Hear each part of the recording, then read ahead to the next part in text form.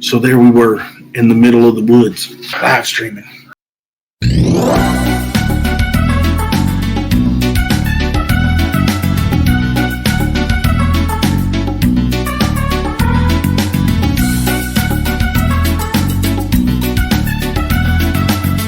What's up, y'all? It's Cousin Chet with Dilligan.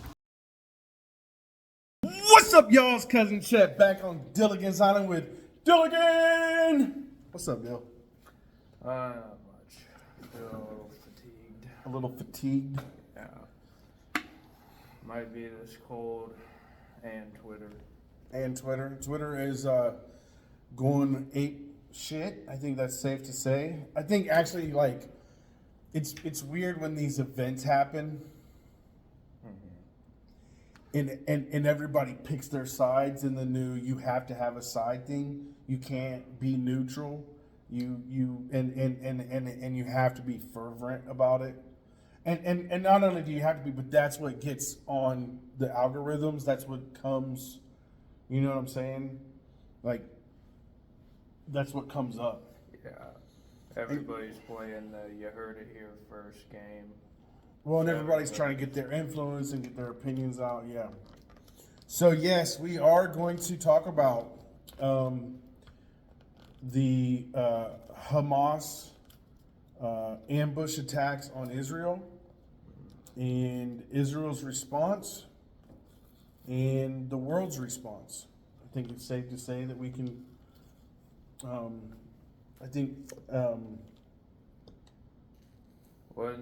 I've been seeing this word going around a lot, and I think it rings true. There's a very heavy fog of war right now.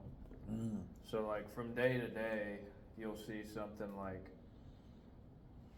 Hamas broke into a hospital or a residential area and beheaded 40 babies, and Israel's claiming to have direct video evidence of this, and then the very next day you'll hear something like, "Oh, it's just propaganda from the Israeli side. It never actually happened," and then it changes again the next day, and that's just one example of stories you see circulating around online. And well, I think that it's important to bring that up because I think, whenever something like this happens.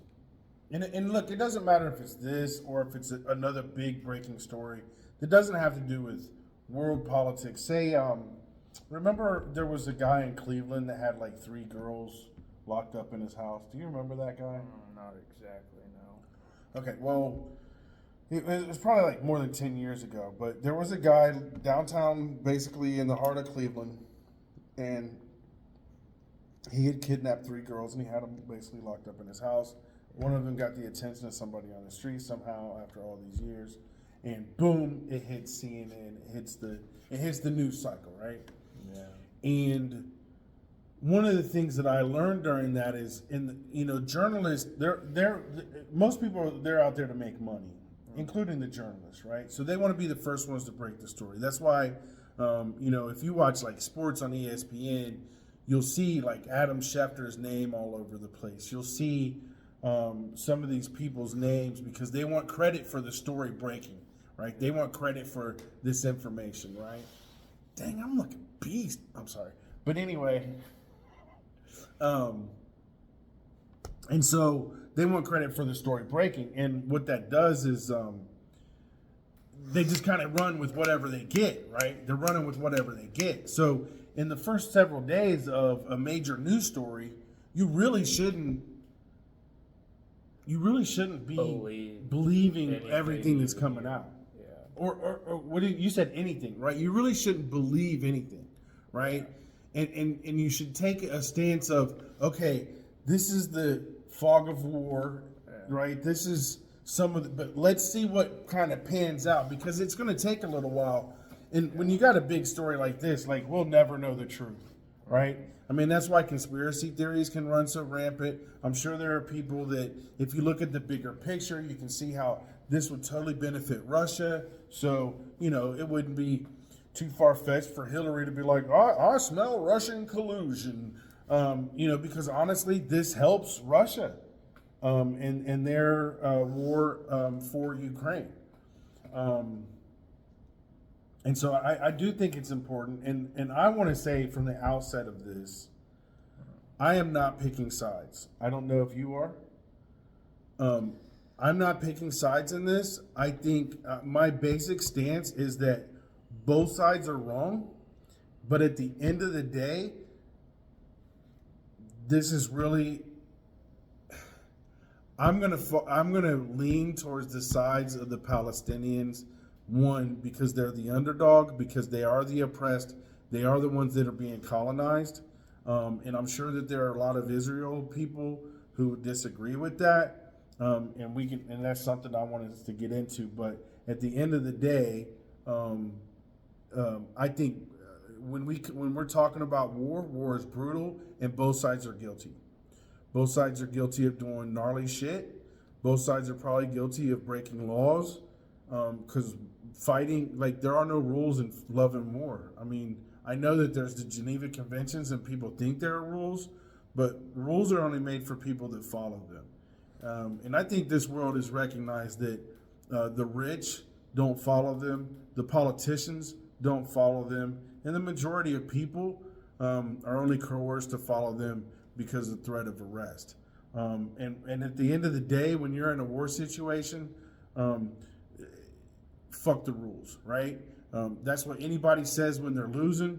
That's why that's why the people that support Hamas will say, they had a valid right to do what they did. And the people who support Israel will say you should wipe the Palestinians off the face of the planet. To me, neither one is a viable option. But my point is that there are no real rules. You can claim there are rules and all that, but so at the end of the day, both sides are guilty of extreme violence. Well, yeah. And I'm not trying to condone that violence. Yeah. So with Nobody that being here said, is condoning any sort of genocide. either Lest way, that either need to be said out loud. yeah. That's not our calling card. It's for anybody to get wiped off the map. Yeah, and if anybody is to blame for this, I'm going to blame Euro-American colonial imperialism. I am going to blame that because this really stems back to the end of World War. As far as I'm concerned, and Dylan, I'd like your opinion. To me, the generator of this whole issue is Great Britain. In the end of World War II treaties, when they decided they were going to divvy up the Ottoman Empire, and they decided to create a colony for for Jews in the Arab world. And you know what? I almost made a Freudian slip, and I do think there's part of that because I think there are a lot of Jewish people that aren't white, and I don't know much about the Jewish race and all that jazz. But if they came from that area, most likely they weren't European white. And I do see the modern state of Israel as a European colony. And I think that is the start of the whole problem. Go ahead. Well, as it pertains to the situation right now, I have one hard truth that I feel pretty firm in, and then I have one very dire warning. Because I ain't in Israel right now, and I'm not in Gaza, and I'm not anywhere else in Palestine right now. But I don't know what's happening on the ground. But for the context I have, there's two things I think I'm pretty confident in. One, the time for seeking out a more diplomatic solution, the time for building up allies in the Middle East by and for Israel, I think, has passed. And I think it passed well over 20 years ago. And I think it's largely involved the way that the West has treated the nation of Iran. Because if you know anything about the history of Iran after World War II, Reza Shah and his son, the successor, they persistently resisted the Islamist insurgencies that were seeking to co-opt the Iranian government. and they were constantly appealing to the UK and the United States for support. But essentially, the history of Iran is all of the Shahs, the most secular government officials in Iran, have been perpetually stabbed in the back. First by Winston Churchill, right directly after World War II and the Allied powers, and then Reza Shah's son basically got turned away by Jimmy Carter and the Bush administration. If anybody was seeking to westernize the Middle East in a diplomatic fashion, if anybody was seeking to bring modernity to the Middle East outside of the Israel Strip, we shit the bed. That's how I feel about that. Well, Iran, I think, would have been the greatest hope for establishing some sort of Western foothold. the Iranian people saw through the American lie, which is that we want to say that we're promoting democracy around the world, when in reality, all we're doing is promoting our cultural economy, our capitalism. And the people of Iran decided that they were not going to let us instill a puppet in their country like we have in so many other countries. And I do think it's Iran. I'm not really sure And now the connection that you're now making. they're being puppeted by an Islamist occupation. Are and they? Their government, as far as I'm aware, because as far as I'm aware, nobody in the Middle East other than Israel resists Islamic regimes as thoroughly and stubbornly as the salt of the earth, like Iranian civilians.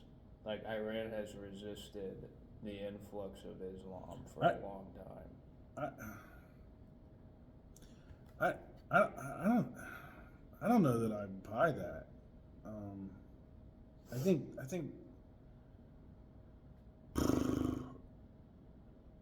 bringing Iran into this, I mean, we have to look at the history of the Islamic world, the colonialism that the Islamic world set across as they went east to west through North Africa and over to India, and the conquest of the Muslim world during their colonial period, and the spread of the Bedouin and Arab culture. I mean, we go back to like the original, like the big caliphate that was like from Spain all the way to Iran to Pakistan. But there are a lot of Islamic people there, and so my understanding of Iran is not that. My understanding of Iran is that their government represents us about as much as our government represents us, right? That there's this claim that it represents us, but really it's representing the higher echelons of the people.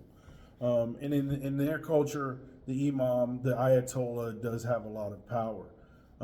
But I don't think that, and yeah, there are a lot of Iranians that would like to have more freedom. They would like to not be under the strictness of Sharia law. But at the same time, they don't want to be the United States either. Well, they're the Persians. Yeah, That's they are their the Persians. heritage. Is they are the heart Right, and of so they for that they have resisted Islam, in that they resisted the Bedouin cultural push of the Saudi type Islam and of the Peninsula Islam. And that we're going to go back to Sunni versus Shia, right? And I can't remember exactly how this breaks down, but one of them follows. So when Muhammad, and I give all respect to Muhammad for those who may be Islamic and watching this, but when Muhammad passes away, there is a disagreement amongst his followers as to who would be the next in line, right? And I so, believe the Sunnis believed his successor would be his father-in-law. good citizen, will you verify the split between Shia and Islam, Shia and Sunni? One of them is going to follow his child or his I direct. think it was his son-in-law. Like it was his son through marriage. That was the Shiites. Pull up the one from. There's one for here, NFC, whatever. And it'll have the initials of the place, If you and then look it'll up- say guest. If you look up Sunni Islam. He's not connected to the internet. Oh, that's right. Here, I'll look it up. Huh? It's that thing. It's the same. The letters you see without the little underline, I believe, is the password.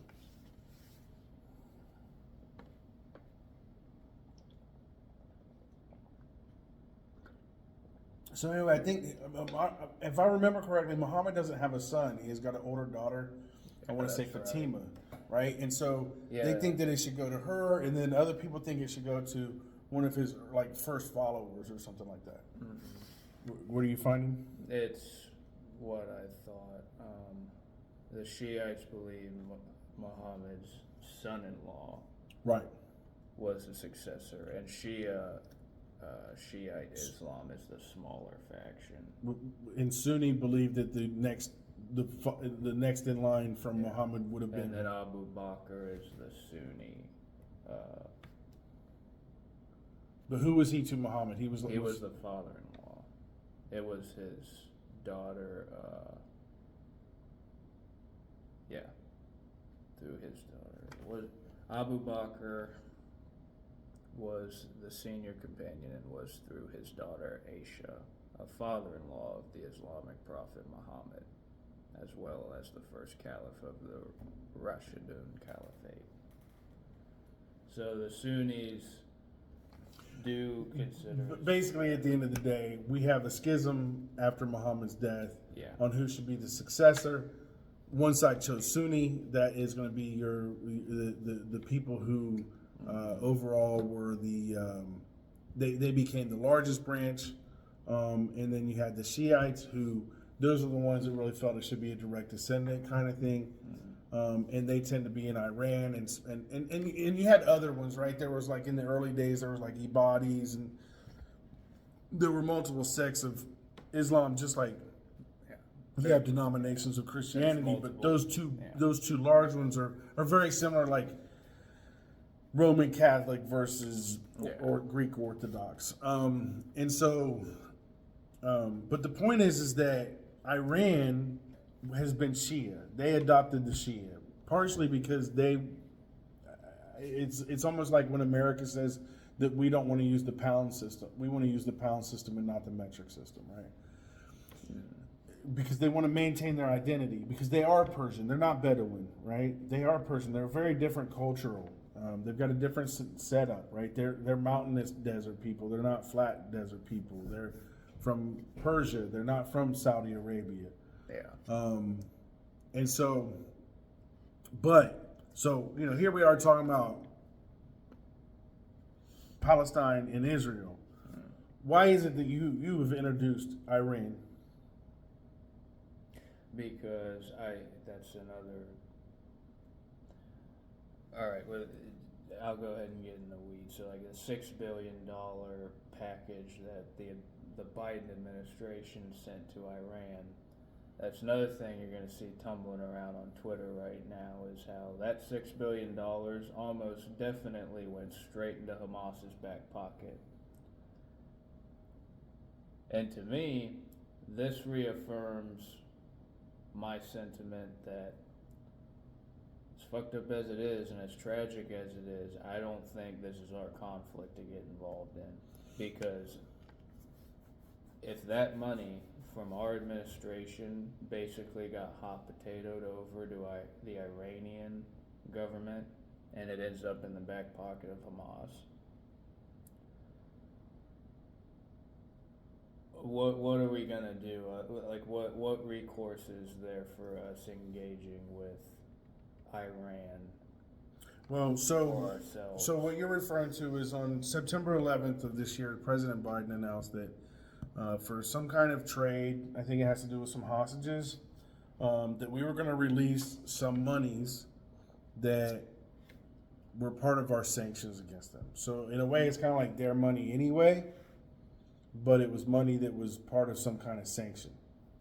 And we were going to release that as a part of some kind of prisoner swap.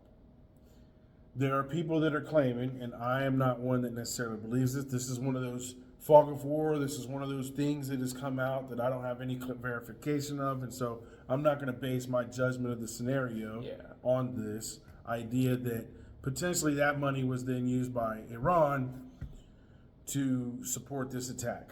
I personally think this attack was going to happen anyway. I think it was planned. I think the date was planned. It was 50 years from Yom Kippur, which was like the first war.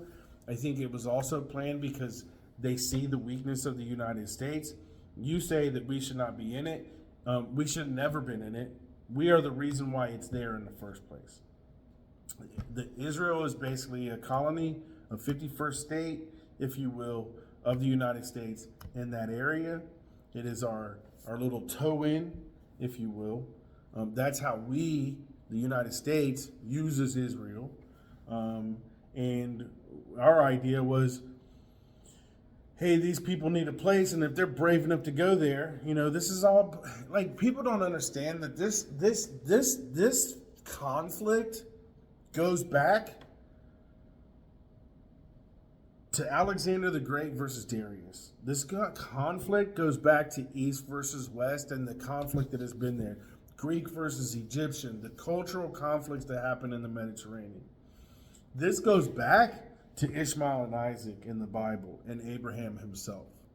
Okay? So the geopolitics after World War II, the Americans are using that, right? They're like, well, if we can get these Jewish people to go to this land, and if they're brave enough to put themselves in harm's way, we can colonize it. And that's what they did. They colonized it. Look at 1948 maps of Palestine, look at 1947 maps of Palestine, and look at the maps as the wars have gone on. Yeah. My opinion, they're using the same tactics that we used against the Native Americans. When the indigenous people on these lands, especially once we got our freedom, we did the exact same thing to them. We would push them onto reservations, push them onto unfavorable land where we could control the access that they have to food, water, resources, right? Palestine has no access to anything right now without Israel. So to me, you put everybody in a concentration camp, on a reservation. I don't give a fuck what you call it, right? You oppress them, and then you wonder why they lash out. So, but here's what happens. We wanted the indigenous people of the Americas to lash out because that gives us an excuse, right? We can call them terrorists. We can say, oh my God, we got to save the white people. And we can go kill them and we can take more of their land. And that's exactly what the Jewish people are doing, the Israel people are doing in the colony of Israel. It's the same tactics. And again, I'm not condoning what these people did as far as if they killed kids, if they, what they did to the concert goers. But I also know this. When you're at war, period. You're at war.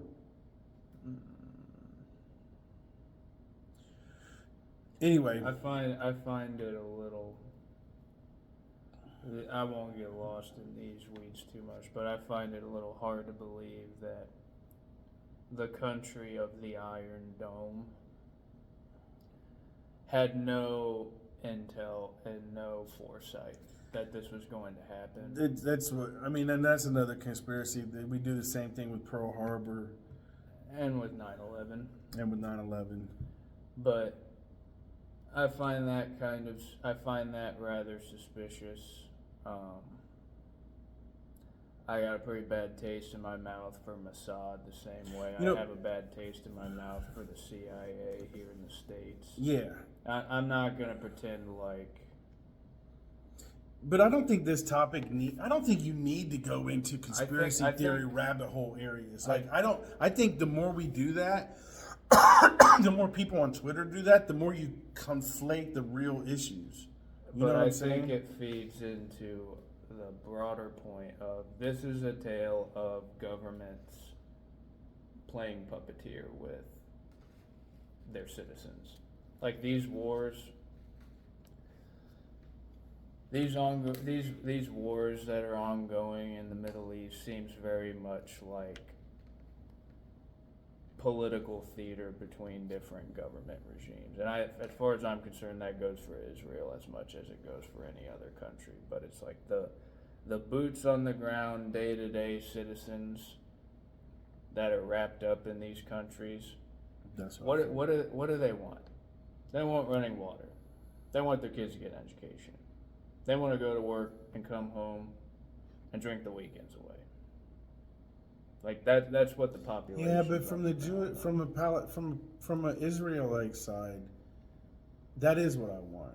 And those people over there, they don't want me to have that because they think that this land is theirs, and they want me wiped off the face of the planet. They've said so, right? But why have they said so? They've said so because we come and stole their land. That's why they're saying this, right? Before Israel's there, Muslims aren't necessarily saying wipe the Jews off the planet. Muslims are the only religion that ever controlled Jerusalem that allowed all religions to stay there. Remember that. But yeah, I don't think this situation needs all that. I don't think we need to question there's the false flags and the CIA. I mean, because to me, this is part of a war of a battle that's been of ideologies and cultures that has been going on for thousands of years. Yeah. I mean, if we want to go back, what was Abraham? 4,000 BC, according to most people.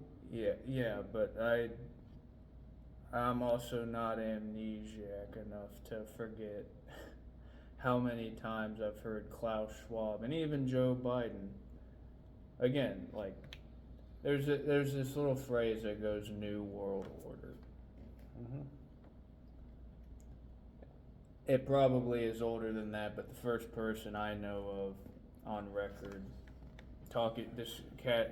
casually discussing this prospect of a new world order is actually Hitlerian. Like, it's actually a Nazi tagline. The new world order is imminent. And to me, when I hear new world order, what I hear is the end game of this theater that these governments are playing with people's lives, stirring up these conflicts. Which brings me a little closer to home, something I know a little bit more about, which is the American context for all this. And what I see right now that has me in a state of tension is I've seen this play out over the last week. There's a left-wing concern of mine, and there's a right-wing concern of mine. Now, to me, it looks like the left wing in America, the sort of social justice crowd. I'm very much worried about them co-opting this and turning this into a brown Arab versus white Jew situation and stoking up ethnic conflicts. It kind of is. On the flip side, I see my right-wing concern is this neoconservative interest in Israel as the bastion for Judeo-Christianity. Like, these are both broad demographics that both of these sides of the pendulum play to. Mm-hmm. And historically, this is how you whip people up for conflict. This is how you stir conflict up between peoples, is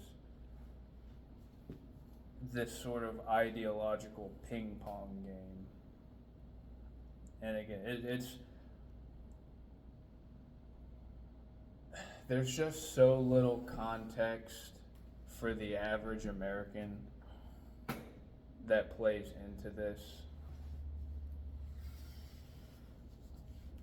I don't think it's as simple as, on the one hand, I don't think it's as simple as I don't think it's as simple as an ethnic conflict all the way through. I mean, brown Arabs, white Jews, like, I understand very well that Muslims, by and large, in the Middle East, do not fuck with Jews, and Jews, by and large, have not fucked with Muslims. Well, we've got a pretty long history of crusades and wars and the conflict between them. And again, all sides are guilty of playing politics, of doing what's best for them, and using religion as a way to gain fervor for this fight. But I mean, in a way, the Jews claim to be a race of their own. They claim to be an ethnicity of their own. So it is ethnic, according to them. Now, what I see is that, as far as I'm concerned, if Jews are from that area originally, then originally they were like the Arab people. I don't know how white they were. I imagine that Jesus, the Jew that I've been taught about, was darker than me and had more curlier hair than I did. I imagine that all the disciples that were walking around with Jesus, I would imagine that none of them had blue eyes. I'd imagine that they all had tan or brown skin. They were of those people in that area, and they probably look like those people in that area. And so when I see all the European Jews, there's something I don't know. I don't know the history of Judaism, but we also have this modern split, because there were the Jews that went to Europe that suffered a Holocaust. You also had Jews that went to Iran and Babylon and Iraq and things like that. Mm-hmm. This is part of the Jewish history that I don't understand. They didn't have the Holocaust and all. Well, and if I was... And so, but hold on. But so we, to me, when you have the Europeans, the British and the Americans, and what I call the Euro-American colonial imperialism project, they put that in. And what are the people that they sent? They didn't send Arab Jews. First of all, they're going to try to tell us that there are no Arab Jews because Jews are their own ethnicity. They didn't send Arab Jews. They sent European Jews. Yeah, and that largely... And so to me, yeah, it is definitely ethnic. It's definitely colonialism. I mean, that's definitely one of the undergirdings to this whole conflict. If you want to get into the ethnicity of Judaism, there's a big split between the Old World Jews and the white European Jews that stems from this Judaic split in the Khazarian Empire, just north of the Caucasus Mountains. You very rarely do you ever hear about the Khazars, like north of the Caucasus. Right. But the entire empire of Khazaria essentially, I can't think of the word. They essentially converted to Judaism. And I think that's largely where you see the split. Like, yeah, it's a good question. Where's all the Arab Jews? Where are they? And I think a large explanation for that is they essentially got overwhelmed, converted, subsumed by maybe not exactly the Ottoman Empire, but the caliphates preceding the Ottoman Empire. Very likely. And I'm more like, for me, like, this is more of an ideological issue. I mean, I guess that's kind of a stupid thing to say. I don't think people around the world. If the Israelites were not in that land, claiming that land, there would not be an issue. Yeah, despite the fact so there would be no ideology to have a conflict over. The only ideology is the idea that they have a right to that land at all costs, and they have such a right to that land that they can oppress and colonize and move the inhabitants off of it. Yeah, and it's like, again, it's another fog of war situation, but I keep seeing conflicting reports from people of Israel's going to cut off electricity and water in Palestine, and then on the flip side, like, nah, like there's still running water, there's still electricity in Palestine. Well, the Israelis, I'm pretty sure they did actually say that they were going to do that. That was and then my and then the international community was like, "Hold the fucking phones! That's against the Geneva Convention. You're going to break international law." Yeah. Right. And so, I don't know if they actually did it or not, but I would like to think the rest of the Western world stepped in and said, "No, you can't thirst and starve people to death because." But earlier you're like, these two people want to do, they just want to live and be happy, right? And I said, yeah, the Israel people want to do that, but then they look across the fence and they see these Palestinians who were on the land, who they stole the land from, who are mad at them. And they're like, we can't do this. And so we're going to keep on brutalizing them and pushing them off the land and pushing them on the land. And then we're going to act like, oh, wow, why are they so mad? On the flip side, you have the Palestinians, who are losing their land gradually and slowly over time. They're, and by these people who have this 2,000-year-old claim to this land. They haven't been there for 2,000 years. And in 2,000 years ago, when Jesus was walking around, it wasn't even Judea then. Well, and here's my perspective. It was called Palestine then by the Romans. The 14-year-old carrying a gun in his waistband to school and back.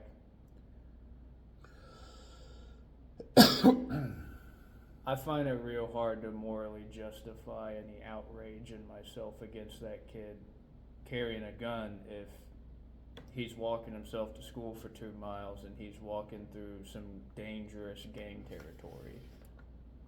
Like some kid growing up in the ghetto who has to carry a gun in his waistband for self-protection. That is kind of like, to me that looks pretty clearly like the situation Israel's in right now. They are surrounded on all sides, whether it's Saudi Arabia, Iraq. I don't know enough about Egypt to say anything about it, but like you've had Hamas, you've had Hezbollah, you've had Al-Qaeda, you've had ISIS. They've had all of these. There's been 100 years of these terrorist cells breaking apart, recoagulating somewhere else, shifting around, shifting their resources. I can kind of see how, from Israel's perspective, there's good reason to be paranoid. Well, I mean, consider this. You pick up, right, and you move into your neighbor's property and you start building a house. And he's like, what the fuck are you doing? You're like, I'm building a house. This is my land now. Wouldn't you be paranoid that he's going to come after you for stealing his land? And wouldn't all his neighbors be paranoid about you trying to steal their land? Especially if you had some kind of over government military power to where basically everybody's around is like, if you do anything to Dylan for taking your land, I'm going to fucking kill you.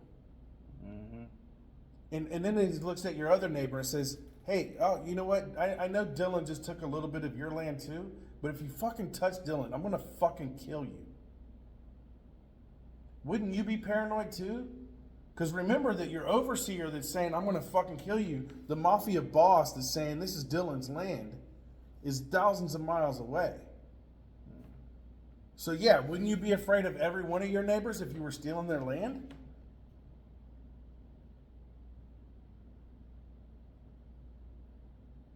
And wouldn't you expect that if you stole somebody's land that they might not like that? That they might want to fucking remove you from their land? Yeah, but see, this is... See, that's where the beginning of this goes to 1948, when we decided that we were going to put a colony there. And that's the beginning. So you can't be mad at the Palestinians for having their fucking land stolen. And then you can't treat them like terrorists because you put them on reservations and they want to fucking lash out at you. I'm sorry, but the instigation of this is the Euro-American colony of Israel. See, I don't know though, because like I take your point,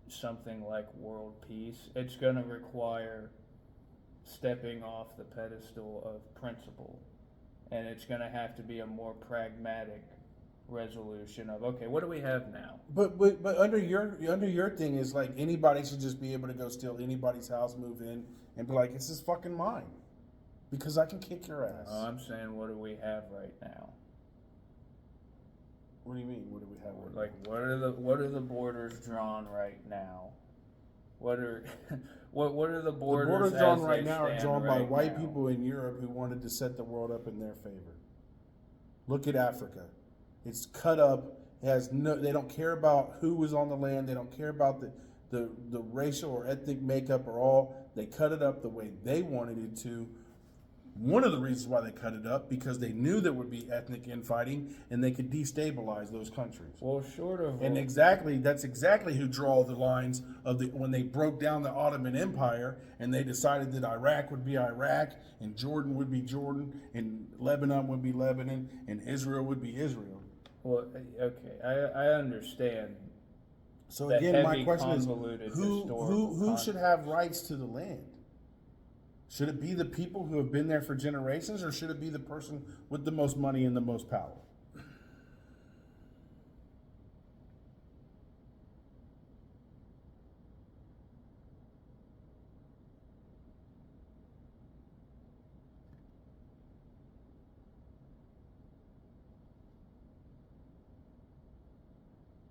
See, I like the idea of Palestine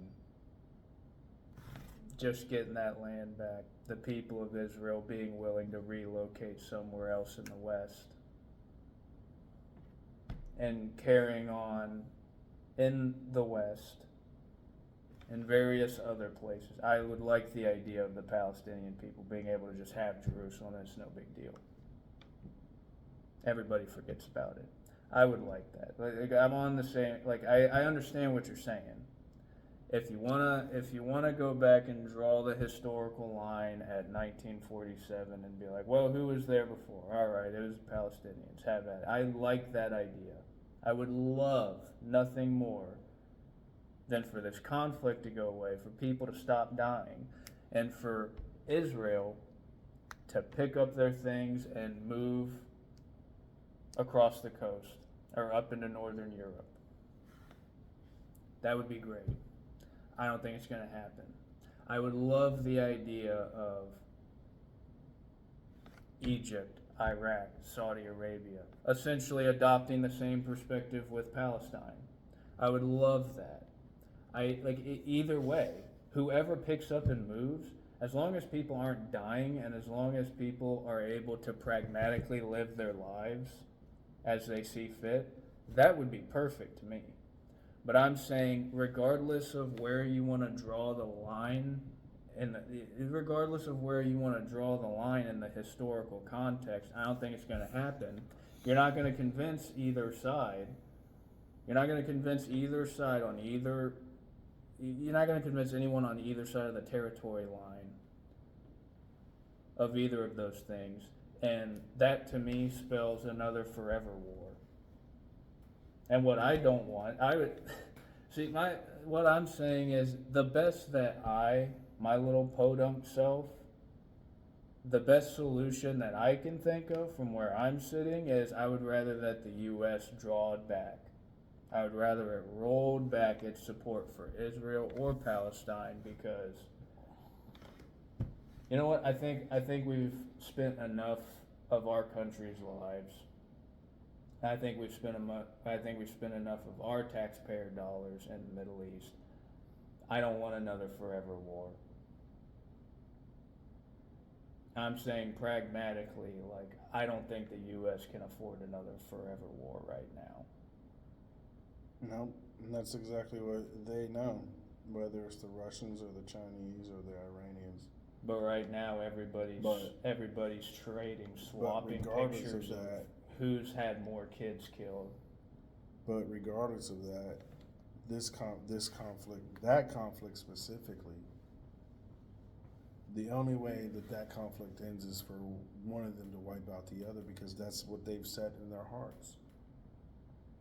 And and just because those are the cards. as far as I'm concerned, if that's the situation, then the person who's stealing the other person's land is the one that's wrong. Okay. I mean, that's fine. I just think I don't condone what we as colonial Americans did to the Native Americans. I don't condone it at all. I think it was brutal. I think it's sad, and I think that we are going to pay for our own karma for it. And to condone it because that's what we did, because that's just the way the world works, I call bullshit. I mean, okay. I call That's bullshit fine. on saying it's okay just because that's the way the world works. But I can't check my brain at the door and act like disease didn't do most of that work for us. I'm not going to check. Brought, Yeah, I'm not. Yeah, I'm the not. disease that we intentionally Yes, spread. the disease that we accrued immunity from through That our we intentionally lifestyle. spread on blankets. I'm sure. On shit. I'm sure that happened a lot. Yeah. But I'm also not going to check my brain at the door and act like the rest of the Mayans, the accompanying Mayan civilizations when the conquistadors came through, were ecstatic that they didn't have to live under the Aztecs' rule anymore. Like, I don't think there's this neat little line that you can draw throughout all of history so that you can say, oh, look, all the victors, all the people who ended up being around to write the history books, they were all good or they were all bad. Like, I don't think it's as neat as that. I think it's much messier and more complex. I take your point, like, on a certain matter of principle, it's like, okay, where does the buck stop? Yeah, it was overall bad. It's overall a bad thing that other ethnicities. You know what? It's bad when purge somebody others. does it to you. That's when it's bad. So if it was your ancestors that it was done to, if it was your ancestors that were enslaved, it was your ancestors that were genocide, I almost guarantee you'd have a different perspective. I mean, sure. And I don't think it's checking your brain at the door to recognize that we did shit intentionally, just like this. That we would, what did we do to the Cherokee, bro? They accepted Christianity. They accepted our settled lifestyle. They accepted everything, and then we still sent them on the Trail of Tears. Because we didn't give a fuck about none of that. All we gave a fuck about was taking their land and our supremacy in it. And I can't, just because it happened doesn't make it right. Just because it happened doesn't mean we continue doing it. I mean, it all just fucking sucks. Oh, If you go peruse it really does. And I get your point that we're in this situation and there's no getting out of it. Well, if we follow your thing, we're going to get out of it, because Israel's not. If we don't support Israel, Iran, and some of the ones that acted, Syria, Lebanon, Egypt, all them. If we pulled out our support, they're gone. They will get that the Palestinians will take back their land. I mean, is there a means of altering the Israeli government? Is there a means? Well, that's what originally everybody wanted to do, right? Originally, they wanted to create a democracy. Unfortunately, we don't give a fuck about spreading democracy. All we care about is spreading our political power, because Israel's not a democracy. They don't want a democracy. The reason why they're running the strategy that they're running of colonialism is because if they had given the Palestinians the right to vote, they would have a Muslim and Palestinian leadership, and the Jews would be outvoted. So the Jews are like, we can't have a democracy because we would lose. A democracy would let the people that are actually here have the power. Yeah, if at the end of the day, there would be no conflict if they hadn't stolen the land. And so thereby, how can we blame any of the people that are there for wanting their land? I just can't. I can't accept that as like a reasonable uh, something that we accept. I mean, it's their means of altering the Israeli government. Is there a means that we can alternate the Israeli government? Is there a means? Well, that's what originally everybody wanted to do, right? Originally, they wanted to create a democracy. Unfortunately, we don't give a fuck about spreading democracy. Just because And like they should just roll over and be like, "Oh, I'm so sorry. Let me leave. Here's the keys to my house. Here's the keys to my car. Just take my shit." Because 2,000 years ago, your great granddaddy lived here. My granddaddy doesn't matter.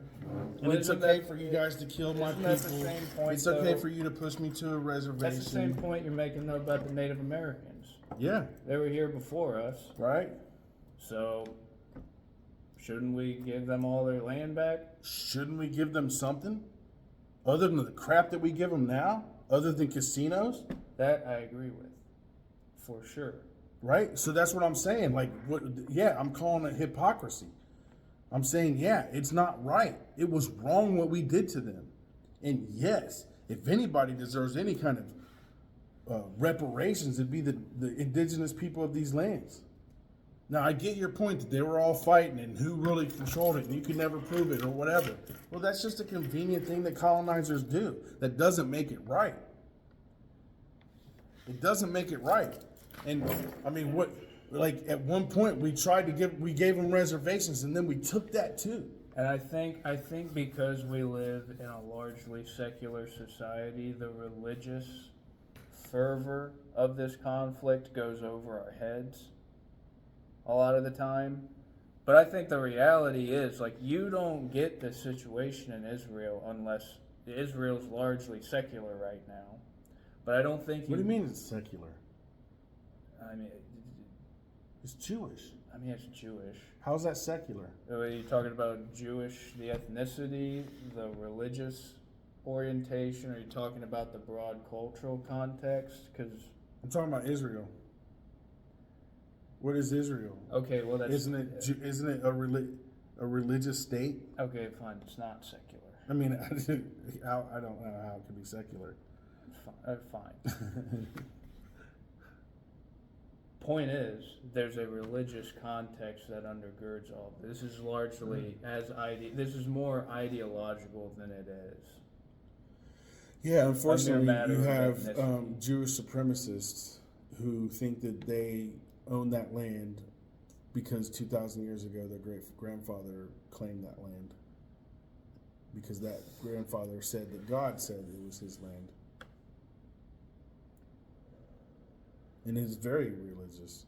And I go back to my point that there would be no conflict if they didn't come and steal the land. When we're talking about the Crusades, right? Why did we go through the Crusades? Because Islam had taken control of Jerusalem, quote unquote. Okay, so if But during the time that the Muslims controlled Jerusalem, did they ostracize the Jews and say you're not allowed here? As far as I know, they didn't. Saladin let everybody come to worship there. Now, are there times when they didn't? Maybe so. Am I ignorant of some things? Sure. But as far as I know, when the Christians ruled it, I don't think they were as friendly. When the Jews own it right now, from what I see, they're not being very friendly. And when the Muslims had control of it, they were more friendly. Are they friendly? No. The Muslims have always been people that, just like Christians, that think that everybody should be doing what they're doing. I don't But know, they still, dude, but they still brought. At one point, a Muslim ruler walked in and was like, "Where are the Jews?" And they're like, "There are no Jews here." And he's like, "Well, get some Jewish families here because this is their holy site, and there should be Jews here." Again, Saladin, when he won the Crusades during his time, he allowed Jews and Christians and everybody to come worship there. see,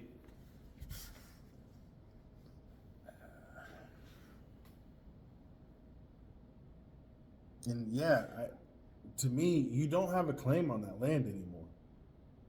You lost it 2,000 years ago. okay, Like, how can you claim that land? From the people who've been there generation after generation after generation. The same people, by the way, that were there when you came and took it the first time. Under God's direction, when you claimed God was saying it was yours, and you took it the first time. See, that's what I'm saying. You could go all the way back to 1947. So I'm basically and saying say, that Jews have stolen that land twice, claiming God said so. whether you want to take it back to 1947, whether you want to take it back to the Crusades, or whether you want to take it all the way back to the beginnings of the Jewish diaspora at the end of the Roman Empire, I'm saying, to me, this kind of seems like a little bit of a historical circle jerk. But my point is, I agree with that. My point is the closest thing I have to a logical solution from where I'm sitting, which is I think we need to roll out. I think we need to pull out of the Middle East. I got a solution. Why don't we make it a true democracy and let the people vote?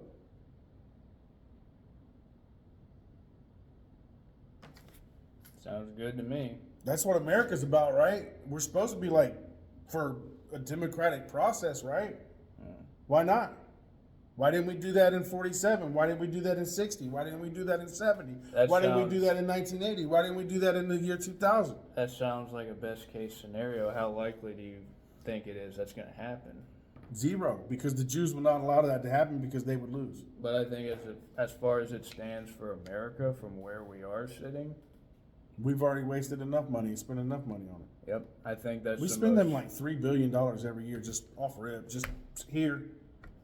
Here's your welfare check That's what I was going to say. from the American taxpayer. Stop paying the welfare check. I agree. I totally agree with that. And That's look, how I'm I not. feel. You can call me anti-Semitic if you want. I'm not anti-Semitic. I'm anti-Israel. I'm anti-bullshit. I'm anti-colonialism. I'm anti-saying it's right because that's the way the world works. I'm anti that. And you know what? I'm very anti. I'm anti a people claiming to be the children of God or the God's representatives on this earth and doing the shit that they're doing. That's what I'm anti. So if that makes me anti anything, I'm not anti Holocaust. I feel bad for the people, that anybody that suffers like that. And the fact that if you suffered like that and then you turn around and do the same shit to other people, you're a worse kind of human to me. And all I'm saying is I feel this in the air right now. I feel the social justice crowd coming out over the next year and turning this into a brown people versus white people thing. And it's like, okay, we want to sit around and talk. It's one thing to sit around and discuss America's history of slavery, how we imported all of these Africans. Ottoman Empire had plenty of white slaves, though. They did. And on top of it, as far as I'm aware, of my personal family genealogy, I come from poor white hillbillies from the Appalachian Mountains and Irish folk. And I'll tell you right now, if I really wanted to get wrapped up in the American slavery argument, wouldn't my ancestors own anybody unless some drunk Patty struck it rich and met a leprechaun when he got here and was able to afford some property and some land. But that, as far as I'm aware, that's not my personal family history. Yeah, I mean, But I'm involved in it nonetheless because of my skin color, and it leads me back to pragmatically, what do we have now? What do we have to work with right now? Well, let's try to turn the page a little bit, because what we have right now is we have a World War III that's starting. We have a conflict that's been going on for 2 years now in the Ukraine between the United States and the Western powers using Ukrainians as cannon fodder, right? That's been going on for 2 years. Russia's trying to. And by the way, if Israel has a claim to that land, if the Jews have a claim to that land because 2,000 years ago their grandfather did, then I think it's safe to say that Russia has a claim to the Ukraine, seeing how they started off as the Kievan Rus. Like literally that was one of the capitals of the early Russian Empire was Kiev. So that's another thing. And like, to me, this is all American bullshit. Like that's where I'm not checking my brain at the door, is to realize that all this is smokescreen. A lot of this currently is smokescreen. But so think about this though. Iran has been supporting Russia, right? With money, with oil, or whatever, however they're supporting them. drones, shit like that. They also are big supporters of Hamas in Palestine. Really, they're anti-Israel because they recognize that Israel is really doing the same thing that we did to the Native Americans. Dilligan said that 20 some odd years ago. He was like, you think the people of the world are stupid to act like the Americans are these innocent people that didn't enslave a whole race of people and didn't commit genocide on a whole continent. Right? They are very aware of that. And so, sorry, look, I get myself all distracted and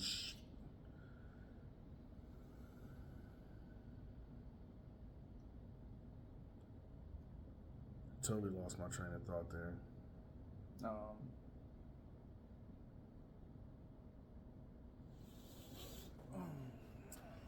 Anyway, and so if Iran, who kind of supports Palestine, right? Look at this. They know we are going to protect Israel way quicker than we're going to protect the Ukraine. We've already spent over $113 billion on At Ukraine. this point, it's an investment. At this point, it's a gambler's daggone a conundrum because it's like, how much money am I going to give to the casino? But nonetheless, what Russia and Iran know is that this attack means that, one, they know Israel is going to turn into Netanyahu is going to turn into George Bush right away. They even jumped on it right away. This is our 9/11. We're going in. They went in the same fervor. They're going to use the same shit. The same excuses, the same taxes that we used after 9/11 over 20 some odd years ago to give us an excuse to go into Iraq, to go in Afghanistan. That's exactly what Netanyahu's on. Iran and Russia know this. Iran and Russia know, one, we're going bankrupt. Right now, our government is spending money we don't have, and we're going bankrupt. Right now, they're just playing three-card Molly, moving the money around. That's all they're doing. That's all they're doing. But overall, they know this. The big giant China knows this too, because guess who's supporting both Iran and Russia right now? China. The news would like to tell you that China's struggling right now. The whole world is struggling because of COVID and because of the financial choices that were made at the time. But they're getting a nice little break right now, either way. Nonetheless, everybody's struggling a little bit, but everything's moving too between BRICS and China and the Middle East. So this attack on Israel's going to go in full force, hard on, rock hard. I got an excuse to kill and slaughter. Let's go. Because that's all they've been waiting on. That's all Netanyahu's been waiting on, bro. Give me a reason to exterminate some Palestinians. That's all Netanyahu wants. And they just gave it to him. But what does Russia know? We can't support both. Yeah. We've been in a forever war in Afghanistan and Iraq. We already put ourselves in debt for our forever war. We got another forever war with Ukraine. In my opinion, all this really is, they know that they can't beat us militarily. They have to beat us economically. Yeah. What the American people don't realize right now is that they're fucking winning. They are killing us economically. They are draining us, and we are allowing them to. Our current government, our current setup, they're using international law and all the treaties that we have. I don't like Trump, but he was right about this. They are using all that shit to just funnel our fucking money out. All the money that your grandparents made when they were able to have a nice house because they were teachers and regular working folk, that shit is going away. That shit is going away. This economy is going away. They are sucking the fucking money out of the United States. And yeah, Joe Biden and his asleep at the wheel situation, they are fucking us. And how are they doing? Huh? Look at Russia, this little war, this little proxy war. Look at America just sending their money, Zelensky's over there laughing his ass off, fucking rich as fuck, laughing because my nephew's grandchildren are going to be paying for this war. And so anyway, they know that, and now they know we're going to support. So what are we going to do? We're going to print some more money. And Netanyahu knows it too, because he knows, hey, you know what? America's going to start sending me a bunch of money. And the fact that ideologically this conflict in the Middle East is so charged, and I know there's really no way for us to prevent massive loss of life on either end. At the risk of sounding like a selfish isolationist, you know what? I don't want that karma on my hands. Which karma? Either one. Either side. Whichever way this conflict airs out.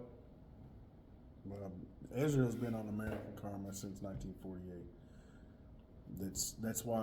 That's one reason why we had the terrorist attacks. Why do they hate America? One of the reasons why they hate America is because of Israel.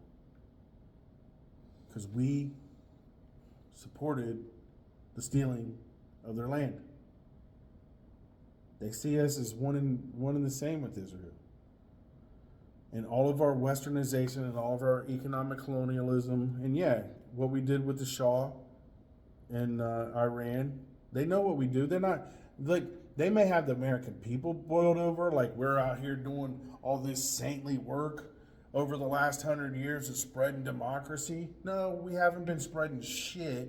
We're spreading our culture. We're spreading our capitalism. That's all we give two shits about. We don't care if the government is a dictator as long as he is favorable to us. We don't care if they actually have democracy in Israel as long as they're favorable to us. We don't care about Saudi Arabia being a dictatorship or a monarchy as long as they're favorable to us. No, and I'm saying it's about time we pulled back and focused on building our own country up. I think so too. 10,000%. Because right now we're building all these other countries, and what could we have done with the $113 billion here?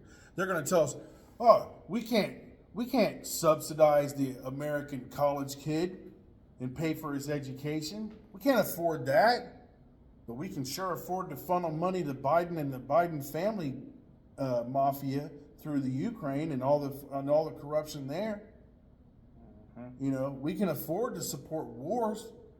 Right, we can afford to make Boeing and Lockheed Martin and all these other military industrial complex companies rich. We can afford that, but we can't afford our fucking roads. We can't afford to help the homeless in our largest cities.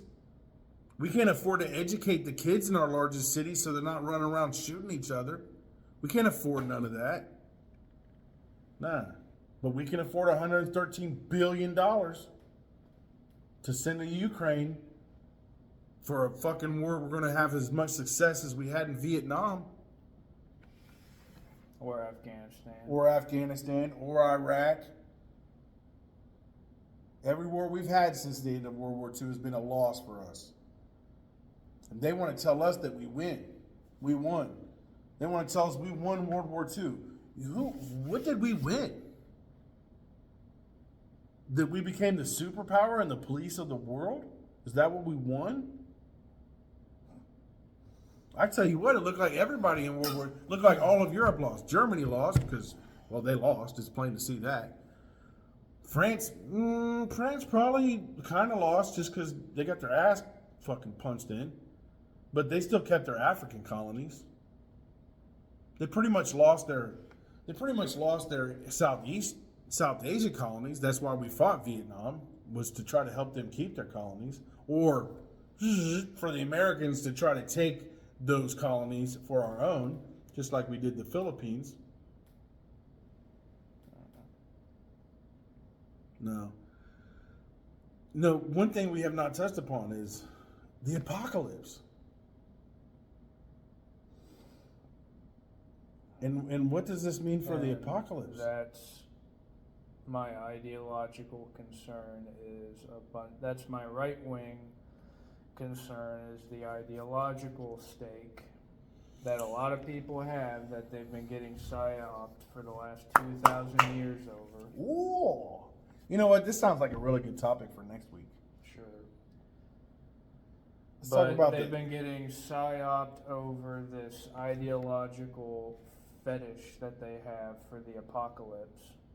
And now, while the left-wing side in America is stoking the flames by drawing up all these ethnic and historical circle jerk arguments, I'll tell you what you're not hearing out loud. I'll say the quiet part out loud. There's a lot of people that have an express interest ideologically in fueling these flames even more because they're anticipating an end of the world situation where all nations are gathered against Israel and all of the missiles are going to be pointed at Israel, and that's the moment when the kingdom of heaven returns, and that's when Jesus comes riding out of the sky. And you know what? I think that's a much bigger concern than jerking each other off over who racially and historically and ethnically deserves to be there right now. Because I'll tell you what, I think that pales in big comparison to the neocons we have in our own Congress right now, the same incumbents that have been siphoning money off of the stock market, all of the honest grafting that's been happening in the American government, while those same people have been sitting high and mighty at the top, sending everybody else's kids over to get churned away in the meat grinder of these forever wars, anticipating, well, one day it's going to happen. One day all the nations will gather against Israel, and they play into that. And that is a big factor in this regime change and all these spinning regime plates that we've had up in the air for the last 50, 60 years. Like I said, I'll say the quiet part out loud. In all of this Abrahamic ideological concern that's not being said out loud, that's being swept under the rug in exchange for in exchange for whatever you'll find if you log on to Twitter for more than 5 minutes right now. Yeah. Instead of discussing that, everybody's swapping pictures of decapitated babies and toddlers. And you know what? Everybody's just trying to get like the emotional fervor up. Which is actually, to a closing thought, is like the one thing that this whole situation is really bringing more clear to me is just how transparent the propaganda machines are.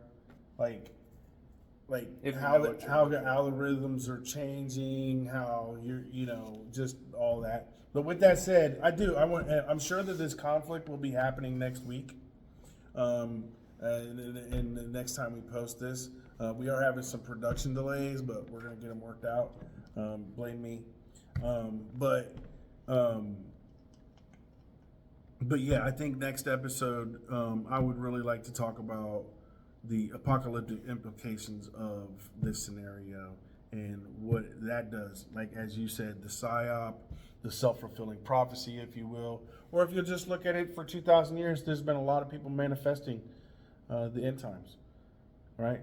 Like if we believe in the secret and the law of attraction and manifestation, right? Like think about how many people have been wanting this to occur. Nobody's talking about UFOs anymore for the first time in the last year and a half. Ooh, good point. So anyway, with that being said, Bill, thank you.